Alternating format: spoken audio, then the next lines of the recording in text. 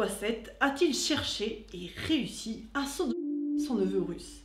Grande question qui peut faire sourire, mais qui est particulièrement intéressante car elle est révélatrice de la façon dont les Égyptiens concevaient l'acte homosexuel.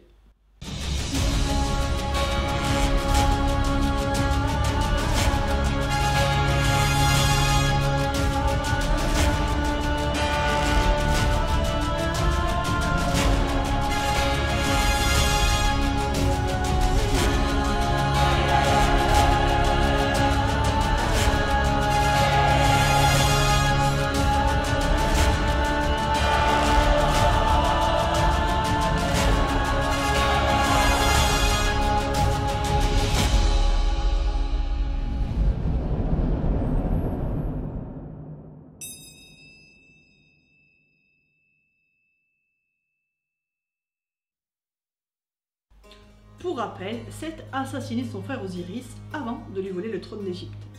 Devenu grand, Horus, son neveu, l'attaque devant l'assemblée des grands dieux et réclame justice.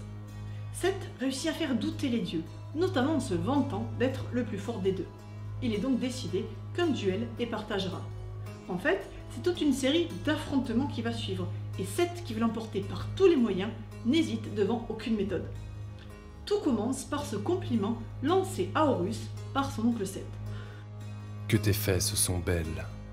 La visée de ce compliment est on ne peut plus claire, et elle va bientôt être suivie d'une proposition de Seth qui ne laisse aucun doute sur ses intentions.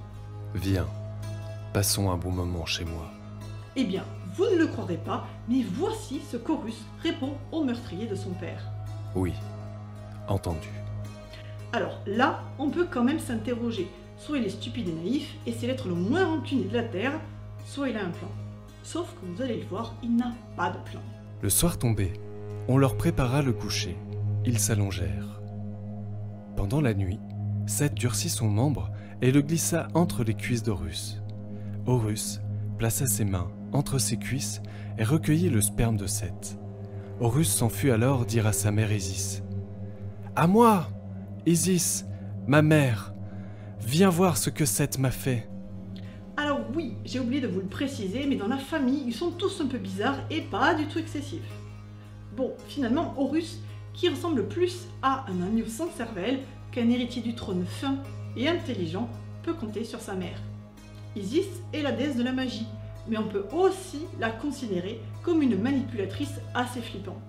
Elle jette la semence de Seth dans l'eau, masturbe son fils, récupère son sperme, le répand sur une laitue qu'elle prépare ensuite et donne à manger à son frère Seth. Sans se douter de rien, Seth va donc manger le sperme de son neveu.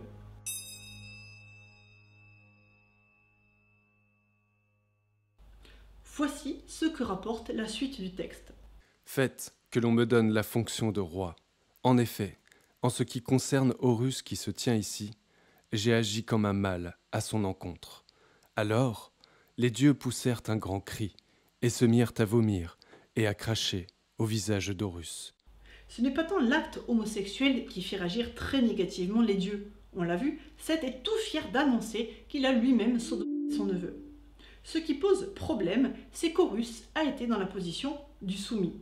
Il est donc considéré par les dieux comme un être affaibli et dominé. Et donc par-delà l'acte sexuel, il n'est plus en position de réclamer le trône parce que notre l'a dominé physiquement. D'où le fait que sur le mensonge de Seth, les dieux n'ont plus de respect pour Horus et lui crachent au visage.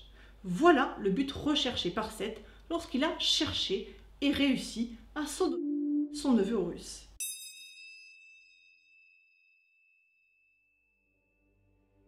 Toutefois, la machination de Seth va échouer grâce aux intrigues assez écœurantes mais efficaces d'Isis, et voici ce qu'Horus rétorque au dieu qui l'insulte et lui crache dessus. Tout ce que Seth a dit est mensonger. Que l'on appelle la semence de Seth et nous verrons l'endroit d'où elle répond. Alors Thoth étendit sa main sur le bras d'Horus et dit « Viens au dehors, semence de Seth. » Celle-ci répondit alors des profondeurs de l'eau. Thoth, ensuite, étendit sa main sur le bras de Seth et dit « Viens au dehors, semence d'Horus. » Elle lui répondit « Par où dois-je sortir ?» Thoth lui dit « Sors de lui par l'oreille. » Mais elle lui répondit « Est-ce vraiment par l'oreille que je dois sortir ? moi qui suis un fluide divin ?» Alors Thoth lui dit « Sors-lui par le front. » Elle sortit sous la forme d'un disque d'or sur la tête de Seth. Celui-ci devint fou furieux. Il tendit la main pour s'emparer du disque d'or, mais Thoth le prit et se le plaça comme couronne sur la tête. Au final donc, le plan machiavélique de Seth finit par se retourner contre lui. Le sperme d'Horus, que sa sœur Isis avait répandu sur la laitue et lui avait fait manger, fut appelé à témoigner, et sa présence dans son corps prouva à tous qu'au final, c'était son neveu qui l'avait dominé, et non l'inverse. Si t'es toqué d'antiquité, t'as qu'à liker tout en cas tube.